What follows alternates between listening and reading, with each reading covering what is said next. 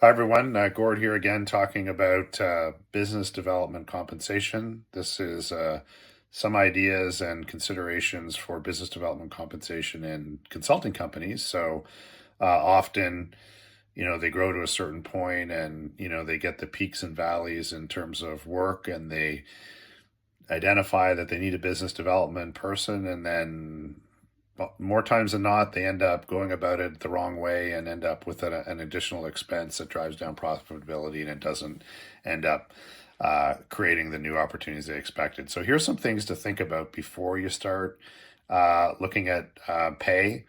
One is, what are your offerings like? How standardized are they and how customized are they?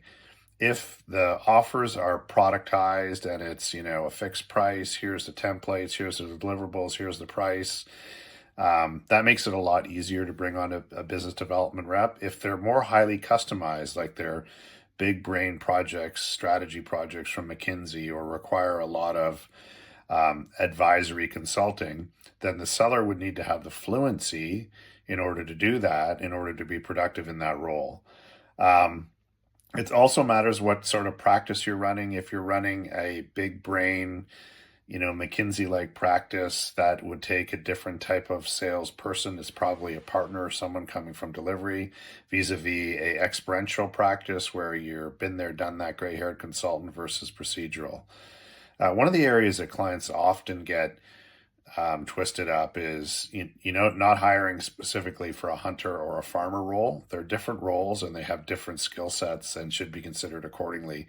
And then also the type of sales cycle that you have. How long is it? How complex it is? So all those things drive what a BDM could do, and providing role clarity is critically important. There's three models: the individual contributor, the team, and the hybrid. Individual is kind of a commission model based on producing certain outcomes. Team fits very well for complex, highly collaborative deals, like big systems integration, and hybrid is a combination of the two where you're mixing hunting and farming. I should mention that individual contributors tends to be really good for outbound prospectors.